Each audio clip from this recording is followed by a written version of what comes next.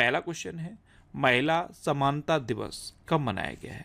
तो अभी 26 अगस्त को महिला समानता दिवस मनाया गया। तो उस क्वेश्चन का बे ऑप्शन सही है। एक्चुअल में इस दिन यानी कि 26 अगस्त को अमेरिकी संविधान में 19वें संशोधन को पारित किया गया था और इसकी याद में ये हर साल 26 अगस्त को महिला समानता दिवस मनाया जाता है। अब ये 19वें संशोधन में क्या था, इसमें महिलाओं को वोट देने का अधिकार दिया गया था। अब महिलाओं को वोट देने का अधिकार दिया गया, इसीलिए ये महिला समानता दिवस मनाया जाता है। अच्छा, अगस्त में अभी तक जितने इंपॉर्टेंट डे मनाए गए हैं सारे मैंने यहाँ पे लिख दिए हैं। जैसे 1 अगस्त को राष्ट्रीय पर्वतारोहण दिवस और वर्ल्ड लंग कैंसर डे मनाया गया।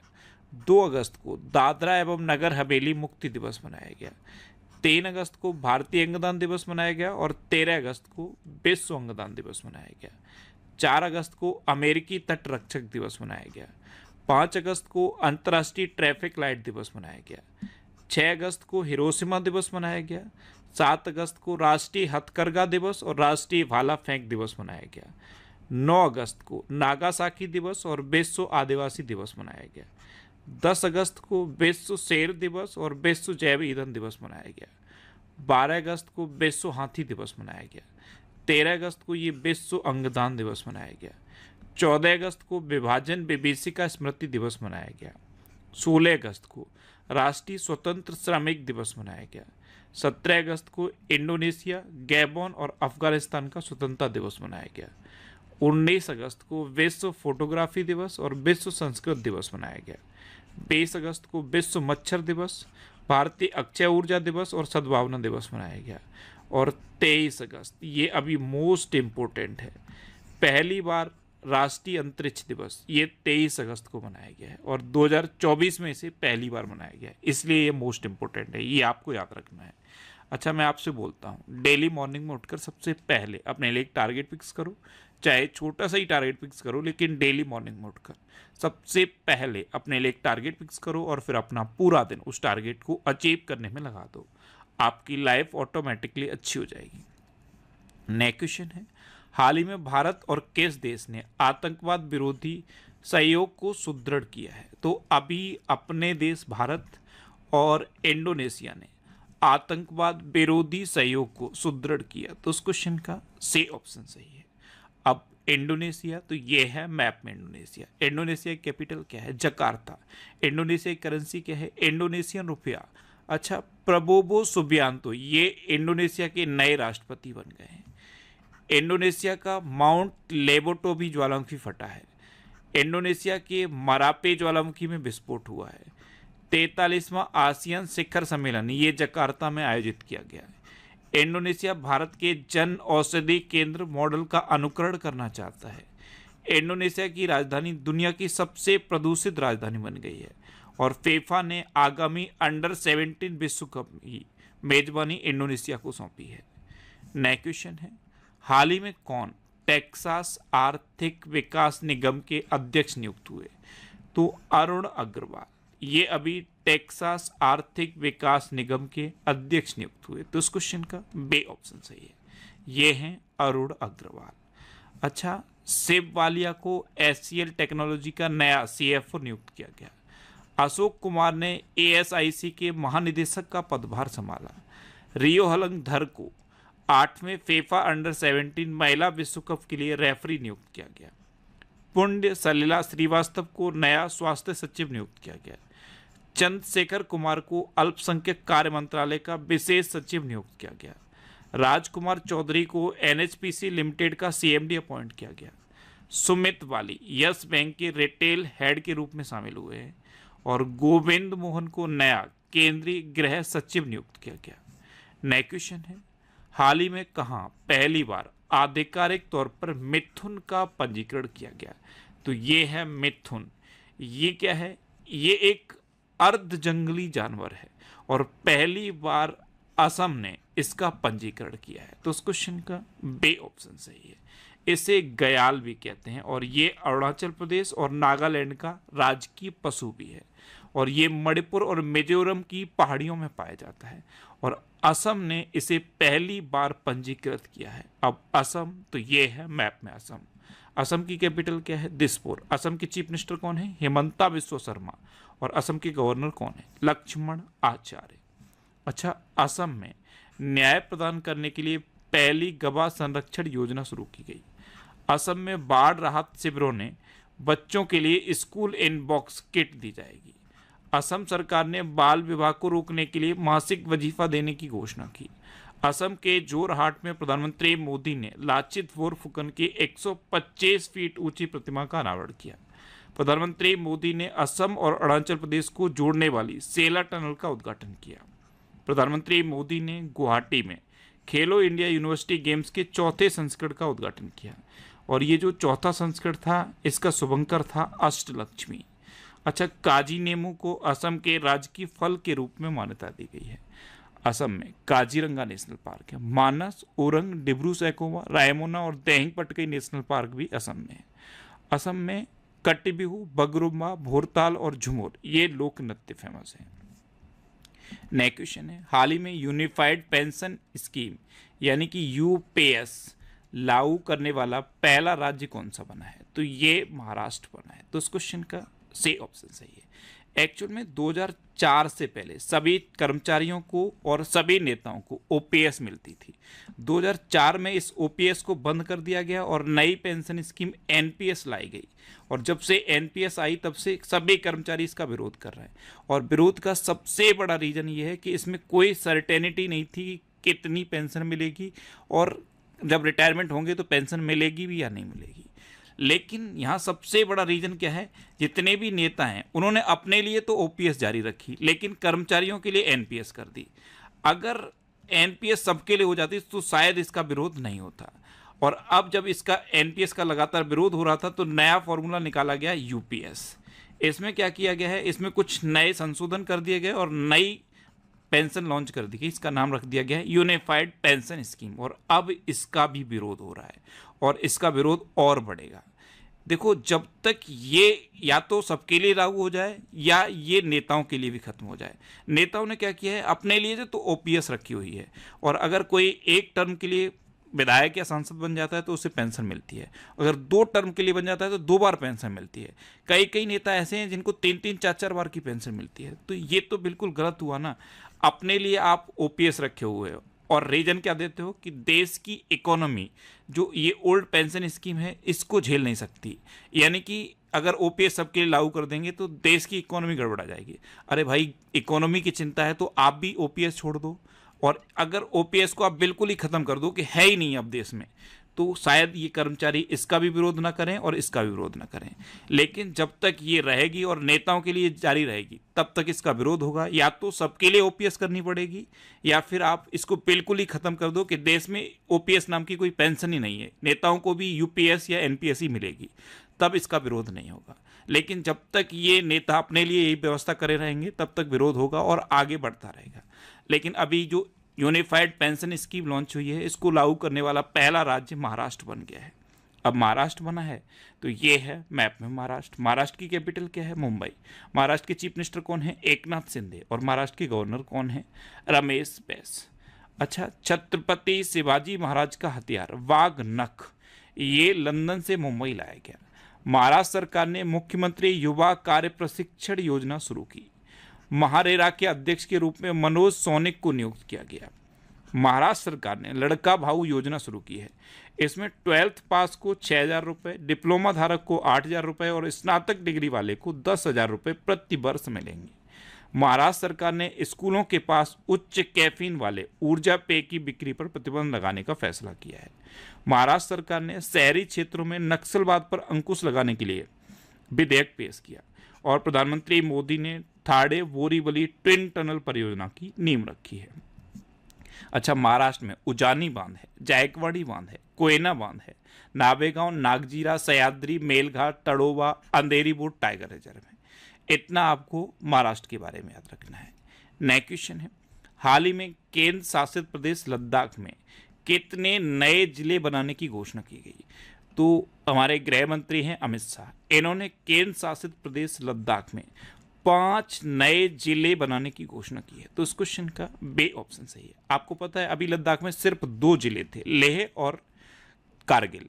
लेकिन अब 5 और नए जिले लद्दाख में बनाए जाएंगे। ये 5 नए जिले कौन से होंगे? जास्कर, द्रास, साम, नुब्रा और चांगथांग। ये 5 नए जिले लद्दाख में बनाए जाएंगे। अब लद्दाख तो ये है मैप में लद्दाख। अच्छा, लद्दाख के लेफ्टिनेंट गवर्नर कौन है? Brigadier B D Mishra. अच्छा, भारतीय सेना ने लद्दाख में पर्वत प्रहार अभ्यास आयोजित किया। लद्दाख ने उल्लास कार्यक्रम के तहत पूर्ण कार्यात्मक साक्षरता हासिल की है। भारतीय सेना ने लद्दाख में खालूबार युद्ध स्मारक खोला है। 2 समूचे महोत्सव ये लद्दाख में मनाया गया। सियाचिन में तैनात होने वाली भारतीय सेना की पहली महिला चिकित्सा अधिकारी गीतिका कौल बनी है। विश्व के सबसे ऊंचे फाइटर एयरफील्ड का निर्माण लद्दाख में किया जाएगा और लद्दाख के सेवकथॉन फल को जीआई टैग मिला है। नेक्स्ट क्वेश्चन है, हाल ही में तन्वी पात्री ने बैडमिंटन एशिया चैंपियनशिप अंडर 15 में कौन सा पदक जीता? तो पहले तो ये पता रखो कि बैडमिंटन एशिया चैंपियनशिप अंडर 15 हुई कहाँ पे है। तो ये चाइना में हुई है और यहाँ पे तन्वी पात्री ने स्वर्ण पदक जीता है। तो इस क्वेश्चन का सी ऑप्शन सही है, ये है तन्वी पात्री। नेक्स्ट क्वेश्चन है, हाल ही में किस राज्य के पूर्व मुख्यमंत्री सालसेंग सी मारक का निधन हुआ? तो ये मेघालय के पूर्व मुख्यमंत्री थे और अभी इनका निधन हो गया। ये थे सालसेंग सी मारक, ये मेघालय के पूर्व मुख्यमंत्री थे और अभी इनका निधन हुआ। तो इस क्वेश्चन का बी ऑप्शन सही है। अब मेघालय तो ये है मैप में मेघालय। मेघालय की कैपिटल क्या है? शिलोंग। मेघालय के चीफ मिनिस्टर कौन है? कॉनराड संगमा। और मेघालय के गवर्नर कौन है? CH विजय शंकर। अच्छा, केवा फिश की नई प्रजाति, इसकी खोज मेघालय में हुई। मेघालय सरकार ने एक सरकारी OTT platform hello Meghalaya launch किया है। बेहदीन खलम महोत्सव ये मेघालय में मनाया जाएगा। मेघालय की लाकडोंग हल्दी को जीआई टैग मिला। मेघालय के मुख्यमंत्री ने उमदिहार में अनानास प्रसंस्करण इकाई का उद्घाटन किया। मेघालय सरकार ने मुख्यमंत्री सौर मिशन शुरू किया है। नेक्स्ट क्वेश्चन है, हाल ही में गोल्डमैन सैक्स ने 2024 में भारत की GDP वृद्धि दर कितने प्रतिशत रहने का अनुमान लगाया? तो ये 6.7% रहने का अनुमान लगाया। तो इस क्वेश्चन का सी ऑप्शन सही है। 2024 में 6.7 और 2025 में 6.4% रहने का अनुमान गोल्डमैन सैक्स ने लगाया है। नेक्स्ट क्वेश्चन है, हाल ही में एशियाई सर्फिंग चैंपियनशिप 2024 में भारतीय टीम ने कौन सा पदक जीता? तो एशियाई सर्फिंग चैंपियनशिप 2024 इसमें भारतीय टीम ने रजत पदक जीता है। तो इस क्वेश्चन का बी ऑप्शन सही है। मैंने कल आपको बताया था सर्फिंग गेम क्या होता है। ये एक तरह की तख्ती होती है, इस पर खड़े होकर लहरों पर सवार हुआ जाता है। इस गेम को सर्फिंग कहते हैं। तो एशियाई सर्फिंग चैंपियनशिप 2024 में भारतीय टीम ने रजत पदक जीता है। नेक्स्ट क्वेश्चन है, हाल ही में नेस्कॉम ने किसे चेयरपर्सन नियुक्त किया है? तो सिंधु गंगाधरन को नेस्कॉम ने अपना नया चेयरपर्सन अपॉइंट किया। तो इस क्वेश्चन का सी ऑप्शन सही है। ये है सिंधु गंगाधरन, इन्हीं को नेस्कॉम ने अपना नया चेयरपर्सन अपॉइंट किया। ये राजेश नाम्बियार की जगह लेंगे और राजेश नाम्बियार इनको अभी नेस्कॉम का मनोनीत अध्यक्ष नियुक्त किया गया है। और नेस्कॉम की फुल फॉर्म क्या है? National association of software and service companies. अच्छा, संजीव रैना ये ITBP के अतिरिक्त महानिदेशक नियुक्त हुए। राजेश नाम्बियार को नेस्कॉम के मनोनीत अध्यक्ष के रूप में नियुक्त किया गया। केली महून टुल्लियर ये USISPF यानी कि US India strategic partnership forum के निदेशक मंडल में शामिल हुई हैं। अमरदेव सिंह भाटिया ने नए DPIIT यानी कि department for promotion of industry and internal trade के सचिव के रूप में पदभार ग्रहण किया। M सुरेश को भारतीय विमानपत्तन प्राधिकरण का अंतरिम अध्यक्ष नियुक्त किया गया और सत्य प्रकाश सांगवान को पेरिस 2024 पैरालंपिक के लिए सेफ डी मिशन नामित किया गया है। नेक्स्ट क्वेश्चन है, किस देश के पूर्व प्रधानमंत्री सलीम होस का निधन हुआ? तो ये थे सलीम होस और ये लेबनान के पूर्व प्रधानमंत्री थे। तो इस क्वेश्चन का ए ऑप्शन सही है। अच्छा, मैप में पता है लेबनान कहाँ पे है? सोच के देखो। आपने इजराइल देखा है, इजराइल के जस्ट ऊपर आप देखोगे तो आपको लेबनान दिखेगा। देखो मैप में ये है इजराइल, ये रहा इजराइल। इजराइल के जस्ट ऊपर आपको ये लेबनान दिखेगा। लेबनान की कैपिटल क्या है? बेरूत। लेबनान की करेंसी क्या है? लेबनानीज पौंड। और लेबनान के प्राइम मिनिस्टर कौन है? नजीब मिकाती। कौन है? नजीब मिकाती। नेक्स्ट क्वेश्चन है, हाल ही में कौन सी राज्य सरकार अगले शैक्षणिक वर्ष में एक खेल विश्वविद्यालय स्थापित करेगी? तो ये तेलंगाना सरकार करेगी। तो इस क्वेश्चन का बी ऑप्शन सही है। अब तेलंगाना, तो ये है मैप में तेलंगाना। तेलंगाना की कैपिटल क्या है? हैदराबाद। तेलंगाना के चीफ मिनिस्टर कौन है? रेवंता रेड्डी। और तेलंगाना के गवर्नर कौन है? जिष्णुदेव वर्मा। अच्छा, तेलंगाना सरकार ने टीबी मुक्त नगर पालिकाओं को हासिल करने के लिए प्रोजेक्ट स्वास्थ्य नगरम लॉन्च किया। तेलंगाना के मुख्यमंत्री ने राजीव गांधी सिविल्स अभय हस्तम योजना का शुभारंभ किया।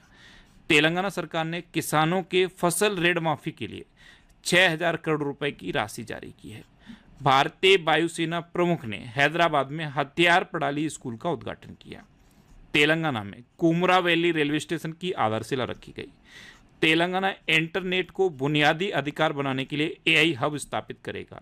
तेलंगाना के मुख्यमंत्री ने विदेश में छात्रों के लिए हेल्प डेस्क लॉन्च की है। और तेलंगाना सरकार द्वारा प्रजा पालन कार्यक्रम शुरू किया गया। नेक्स्ट क्वेश्चन है, हाल ही में किसने नई दिल्ली में राष्ट्रीय चिकित्सा रजिस्टर पोर्टल का शुभारंभ किया? तो ये केंद्रीय मंत्री जेपी नड्डा ने किया। तो उस क्वेश्चन का सी ऑप्शन सही है। नेक्स्ट क्वेश्चन है, हाल ही में किस देश ने आत्मघाती ड्रोन का अनावरण किया? तो ये नॉर्थ कोरिया ने किया है। तो इस क्वेश्चन का बी ऑप्शन सही है। नॉर्थ कोरिया के तानाशाह हैं किम जोंग उन। इन्होंने आत्मघाती ड्रोन का अनावरण किया। अच्छा, नॉर्थ कोरिया, तो ये है मैप में नॉर्थ कोरिया। नॉर्थ कोरिया की कैपिटल क्या है? पेंगयोंग। नॉर्थ कोरिया की करेंसी क्या है? North Korean von. और नॉर्थ कोरिया के तानाशाह कौन है? Kim Jong Un. अभी रूस के राष्ट्रपति 24 साल बाद नॉर्थ कोरिया गए थे। नॉर्थ कोरिया ने सामरिक परमाणु हमला अभ्यास का मंचन किया। नॉर्थ कोरिया ने वानसोंग 15 इंटरकॉन्टिनेंटल बैलिस्टिक मिसाइल का सफल परीक्षण किया। और नॉर्थ कोरिया ने वानसोंग 17 या मॉन्स्टर मिसाइल लॉन्च की। अब लास्ट वीडियो के क्वेश्चन का आंसर। लास्ट वीडियो में मैंने आपसे क्वेश्चन पूछा था कि भगवान हनुमान की 90 फीट ऊंची कांस्य प्रतिमा का अनावरण कहाँ हुआ? तो ये टेक्सास में हुआ। यानी कि इस क्वेश्चन का बी ऑप्शन सही था। और लगभग सभी स्टूडेंट ने इसका आंसर सही दिया। मोस्टली स्टूडेंट ने इसके बारे में डिटेल में लिखा। मैं आपको एक बार फिर बोलूंगा क्वेश्चन के बारे में आपके लिए रिवीजन के क्वेश्चन। अभी पुण्य सलिला श्रीवास्तव को नया स्वास्थ्य सचिव नियुक्त किया गया। भारत में सर्वाधिक ईवी चार्जिंग स्टेशनों के साथ कर्नाटक टॉप पर रहा। पंजाब ने प्रारंभिक बाल्यावस्था शिक्षा को बढ़ावा देने के लिए आरंभ कार्यक्रम शुरू किया। राष्ट्रपति द्रौपदी मुर्मू को फिजी के सर्वोच्च नागरिक सम्मान companion of the order of Fiji से सम्मानित किया गया। अमूल को दुनिया के सबसे मजबूत डेयरी ब्रांड का दर्जा मिला है। श्रीलंका ने भारत सहित 35 देशों को वीजा मुक्त प्रवेश की अनुमति दी। सांस्कृतिक उत्सव कसूर रिवाज ये जम्मू कश्मीर में संपन्न हुआ। सत्य प्रकाश सांगवान को पेरिस 2024 पैरालंपिक के लिए सेफ्टी मिशन नामित किया गया। बोइंग ने केली आर्टवर्क को अपना नया अध्यक्ष और सीईओ अपॉइंट किया। छत्तीसगढ़ सरकार ने भारत के तीसरे सबसे बड़े बाघ अभ्यारण्य को मंजूरी दी। एक्चुअल में छत्तीसगढ़ में जो गुरु घासीदास टाइगर रिजर्व है और तमोर पिंगला टाइगर रिजर्व है, इन दोनों को मर्ज कर दिया गया है। और मर्जर के बाद ये देश का तीसरा सबसे बड़ा टाइगर रिजर्व बना है। भारत और श्रीलंका के बीच यात्री नौका सेवा फिर शुरू हुई है। हिमाचल प्रदेश में मुख्यमंत्री बाल पौष्टिक आहार योजना का शुभारंभ किया गया। भारत का पहला जीआई टैग अंजीर जूस पोलैंड को निर्यात किया गया। डेरियस विसर ने T20 इंटरनेशनल क्रिकेट में एक ओवर में सर्वाधिक 39 रन बनाने का रिकॉर्ड बनाया। और ये डेरियस विसर किस देश के हैं? समोआ के। क्रोएशिया ने अनिवार्य सैन्य सेवा पुनः लागू की है। बीपीसीएल ने बिहार में ड्रोन आधारित वन रोपण परियोजना शुरू की। और बोत्सवाना में दुनिया का दूसरा सबसे बड़ा हीरा मिला है। ये 2492 कैरेट का है। 2492 कैरेट, ये दुनिया का दूसरा सबसे बड़ा हीरा है। अब आपके लिए आज का क्वेश्चन है, हाल ही में किस देश में राइट टू डिस्कनेक्ट कानून लागू होने वाला है? 4 ऑप्शन दिए गए हैं, इनमें से आपको अपना आंसर बताना है। और इसके अलावा हम हमारे फेसबुक पेज पर previous year question daily post करते हैं। तो आप फेसबुक पर नेक्स्ट एग्जाम सर्च करके हमारा फेसबुक पेज ज्वाइन कर सकते हैं, क्योंकि प्रीवियस ईयर क्वेश्चन आपको बहुत हेल्प करते हैं। अगर आपको किसी क्वेश्चन में कोई डाउट होता है या आपको अपने करियर से रिलेटेड भी कोई प्रॉब्लम है तो